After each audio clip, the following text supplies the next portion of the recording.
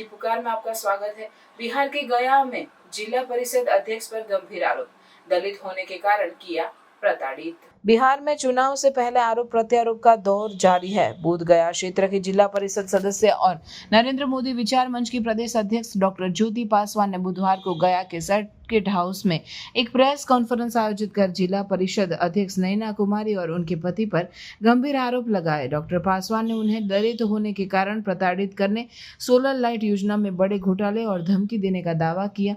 Press वार्ता को संबोधित करते हुए डॉक्टर ज्योति पासवान ने कहा, पिछले 3-4 सालों से मैं मानसिक तनाव से गुजर रही हूँ। हम 2021 में जिला परिषद सदस्य का चुनाव जीतकर आए और उसके बाद हमने नैना कुमारी को जिला परिषद अध्यक्ष के पद पर चुना। 2022 में पंचायत स्तर पर सोलर लाइट लगाने का काम आया था, जिसमें हमने और नैना कुमारी ने मिलकर काम करने का निर्णय लिया था। उन्होंने आगे आरोप लगाया, पंचायत स्तर पर सोलर लाइट लगाने के लिए जिला परिषद अध्यक्ष नैना कुमारी और उनके पति सरदार ने मुझसे 50 लाख रुपए लिए थे, जिसमें 40 लाख रुपए अकाउंट से दिए गए और 10 लाख रुपए नकद दिए गए थे। देखिए पूरी रिपोर्ट। सबसे पहले मीडिया के सबको मैं धन्यवाद करती हूँ, आप लोग यहाँ कीमती समय निकाल के आए हैं।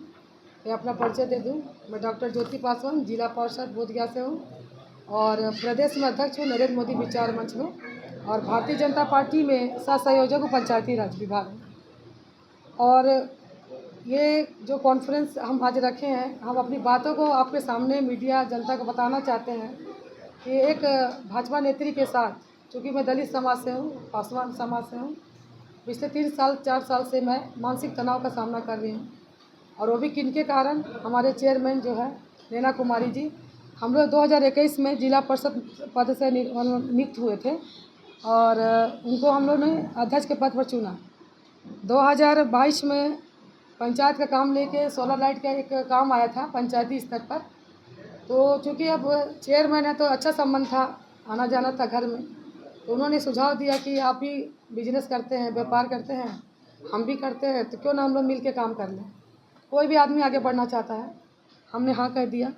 और मैं नहीं जानती थी कि ये मेरे साथ गलत करेंगे या आगे करेंगे, क्योंकि आदमी जब समय बीतता तब इस बात की जानकारी उसकी होती है। और इसी झांसे में 50 लाख रुपए मुझसे लिए, जिसमें 40 लाख रुपए अब अकाउंट से है, जिसका स्टेटमेंट मेरे पास है, और 10 लाख रुपए कैश दिए थे जिसका कोई हिसाब किताब नहीं है। हम 40 लाख की ही बात करेंगे क्योंकि उसको चेक से दिया हुआ है। और जब कुछ दिन बीता, मान लीजिए पैसा वैसा दे दी मैं, समय के लिए आज जाना जाना आना जाना आना चलता रहा, समय बीतता गया। तो वो कभी घर पे नहीं मिलते थे, कभी अपने गार्ड से बोल देते थे कि मैडम सर बाहर है, जबकि गाड़ी उनका लगे रहती थी। तो 5-6-7 महीना बीतने के बाद मेरे को आभास होने लगा कि ठगा गया, अब मेरा पूंजी फंस गया है। तो मैं क्या कि सोची कि चलो अब किसी तरह से पैसा निकालना बुद्धिमानी, हम तो देख के मूर्ख बन गए, अब पैसा निकले तो कैसे निकले। मैडम से भी कई बार इस विषय पर बात होती रही, टाल मटोल मैडम करते रहे। उनका बच्चा उस समय 12 दिन का था, आज उनका बच्चा स्कूल जाता है, तो सोचे काफ़ी दिन हो गया। बहुत सारा वार्तालाप करने की कोशिश की, लेकिन उन्होंने नहीं दिया। बहुत सारा फिर उन्होंने थाना में भी आवेदन दिया। हाँ, उस समय एक बार उनके घर में पहुंची रात में, शायद मीडिया इस बात को जानती है, तो मेरे मैनेजर के साथ मारपीट कर दिए थे। गेट आउट कहे, भागो यहाँ से, नहीं देंगे। हम ये चाह रहे थे कि आप लिख के दे दो, कब आप दीजिएगा, ऐसा नहीं है, ठीक है, कम से डेट दे दीजिए। तो उस समय धक्का मुक्की का मामला आया था, केस भी हम लोग किए हैं, और मीडिया भी उस समय इस बात को उछाल हुआ था। फिर उन्होंने बोला था कि हम 2-3 दिन में पैसा दे देंगे। 2-3 दिन के बाद, कुछ दिन के बाद उन्होंने चेक दिया, 10-10 लाख का 3 चेक दिए। शीतल यादव जी थे, उनकी अध्यक्षता में दिए थे, और 2-2 मतलब 31 जुलाई का दिए, 31 अक्टूबर का दिए, 31 दिसंबर का दिए, 2-2 महीने के अंतराल में दिए, और सब बाउंस करता चला गया। तो ये दूसरा बहुत बड़ा फ्रॉडगिरी हो गया उनका। बाउंस करने का मामला कोर्ट में चलता है, थाना में नहीं चलता है। तो स्वाभाविक हमको थाना में गए तो उन्होंने हमको कोर्ट भेज दिया कि यह मामला कोर्ट में जाएगा। तो कोर्ट में गए तो फिर वकील रखना पड़ता है, खर्च आता, आप तो जानते ही हैं। तो वहाँ पे मैंने लड़ रही हूँ, आज 7-8 महीना से केस चल रहा है। उन पर भाई के नाम पर चेक लिए थे, उनके उसमें भाई भी हैं, जो इन्होंने पैसा लिया अपने भाई के अकाउंट में लिया, मुझे नहीं पता था। तो मिलजुल के देखिए, नैना कुमारी का एक मोहरा बना के सरदार जी चलते हैं, और इसके चलते आज कोई शौक से हम लोग नहीं कॉन्फ्रेंसिंग करे, विवश होकर कर रहे हैं। हम लोग भी नहीं चाहते किसी के साथ गलत हो, लेकिन एक आदमी प्रताड़ना हो रहा है तो ये भी अच्छा बात नहीं है। और मेरे साथ भारतीय जनता पार्टी मेरे साथ है। हम भारतीय जनता पार्टी के एक परिवार के सदस्य हैं। 15 तारीख को उन्होंने फ़ोन पर बातचीत हुई थी, तो उन्होंने हमको कहा कि तुमको ये इज्जत उतार देंगे, तुम्हारा जांच करवा देंगे। तो आप पैसा भी लिए और जांच भी बैठाइएगा, धमकी हमको उल्टा दे रहे हैं, तो ये अच्छा बात नहीं है। अच्छा, ये सब मामला कब होता है? जब हम समान जाति के रहते तो शायद नहीं करते। हम लोग कमज़ोर वर्ग के हैं तो शायद इसलिए करते। फीलिंग आता है, ये बोलने की बात नहीं, महसूस होता है। तो एक जातीय प्रताड़ना, मानसिक प्रताड़ना, बहुत सारा प्रताड़ना सहते आज ये मुकाम पर पहुँचे कि आप लोग के बीच में हम बात करें। अब क्या चाहते हैं मैडम? हम तो देखिए, हम इतना, मेरा गरीबी की स्थिति आ गया, खाना पीना अलग चीज़ होता है। एक पूंजी आदमी लगाया बिजनेस पे, बिजनेस चौपट हो गया। हमारे पति सेंटिंग पोस्ट में, ऐसे भी दूसरे कोई, सब हम लोग मतलब परिवार बर्बाद पर आ गए हैं। और बर्बादी के कारण हो गए नैना कुमारी जी।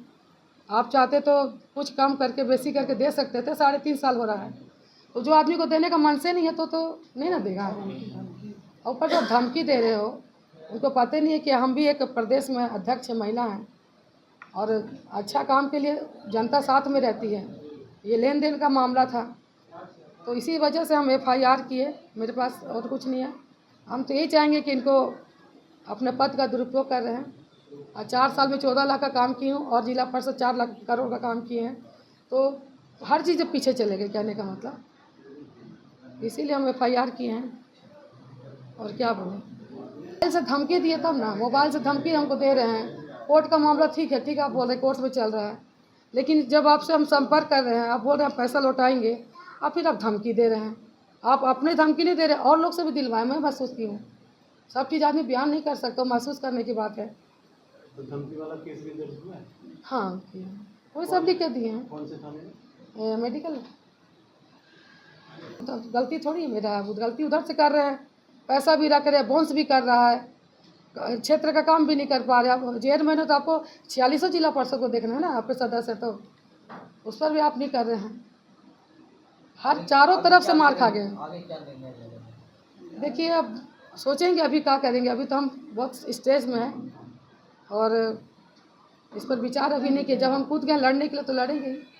जो आदमी हमको बर्बाद किया था, हम उसको भी बर्बाद करेंगे, यही मेरा मनसा है। प्रशासन से हम यही मांगते हैं कि हमको, मांग हम लोग पूरे प्रशासन से क्या मांग रहे हैं? प्रशासन से यही मांग रहे हैं कि गलती तो हुआ है, और जब गलत आदमी को आप प्रशासन से दंड नहीं दीजिएगा तो आगे भी ऐसी गलत करेगा सबके साथ। तो इसका सज़ा उनको मिलना चाहिए, ताकि आगे भविष्य में कभी ना करें, और इनको अरेस्ट करें, ताकि इनको समझ में आए कि हम वाकई में हमने गलती की है। वो जो बता रही थी कि चेक जो था भाई के नाम दिया, हाँ आपने दिया तो हाँ, हमसे, वो भाई का नाम क्या? उनका भाई का नाम तनवीर सिंह है। अब बौद्ध ट्रेडिंग कंपनी बिहार फतेहपुर में खाता है, वहीं पर लिए थे उन्होंने। उसका स्टेटमेंट दे सकते हैं। आज जो ये प्रेस वार्ता बुलाने का मुख्य कारण है कि ज्योति पासवान जी हैं, हमारे भारतीय जनता पार्टी के नेत्री भी हैं और बोधगया से जिला पार्षद भी हैं, सम्मानित जनप्रतिनिधि हैं।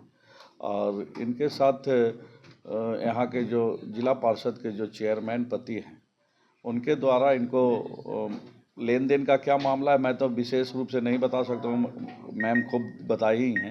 लेकिन ये लेन देन का मामला है और इसको लेकर काफ़ी हमारे परिवार के सदस्य हैं ज्योति पासवान जी, तो काफ़ी प्रताड़ित हो रही थी और काफ़ी डिप्रेशन में थी।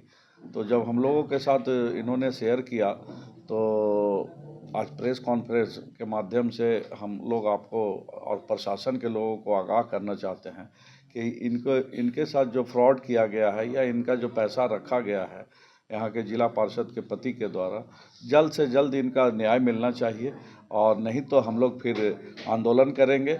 और महिला हैं और ख़ास करके दलित सही बोली ज्योति पासवान जी कि हो सकता है कि अगर ये किसी और जाति से होती तो ऐसा इनके साथ नहीं किया जाता। दलित होने के नाते इनको प्रताड़ित भी किया जा रहा है। और पता जब ये अपना तगादा करते हैं, ऐसे कहा जाए तो अपना पैसे की मांग करते हैं तो और धमकी दिया जाता है, और अभी फ़िलहाल इधर हाल फिलहाल में धमकी भी दिया गया है। तो उसी को लेकर आज हम लोगों ने प्रेस कॉन्फ्रेंस, मैम ने बताया तो हम लोगों ने आप लोगों से आग्रह किया आप लोग शॉर्ट समय में आप लोग आएँ, उसके लिए भी आप लोगों को भी दिल से आभार व्यक्त करता हूँ। और आपके चैनल और आपके मीडिया के माध्यम से मांग करता हूँ जिला प्रशासन से कि ज्योति पासवान जी को न्याय मिलना चाहिए, इनका पैसा मिलना चाहिए। और जो धमकी जो दिया जा रहा है एक महिला के साथ, इस पे प्रशासन संज्ञान ले और जो भी न्याय उचित कार्रवाई हो, कानूनी कार्रवाई किया जाए। यही मांग है भारतीय जनता पार्टी की ओर से, पूरे भारतीय जनता पार्टी परिवार की ओर से। अगर आपने हमारा अभी तक चैनल सब्सक्राइब नहीं किया है तो कृपया चैनल सब्सक्राइब कर लें, लाइक करें, शेयर करें, कमेंट करें। तो मिलते हैं फिर किसी और खबरों के साथ। नमस्कार।